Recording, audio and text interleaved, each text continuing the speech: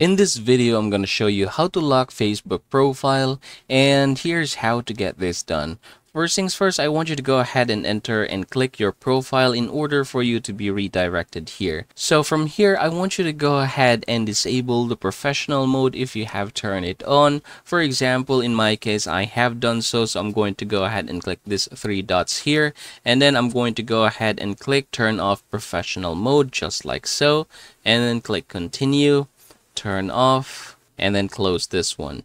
So after doing so, I want you to go ahead and refresh to make sure that it is indeed turned off, just like so. And then once you have confirmed that it is off, I want you to go ahead and click this three vertical lines here, and then we're going to go ahead and scroll down. I want you to go ahead and click settings and privacy, and then we're going to go ahead and open the settings. Once you are here, I want you to go ahead and scroll down to audience and visibility, and you should be able to see here profile locking. So I want you to go ahead and click that one, and then click lock your profile down below. Alright, you have successfully done it.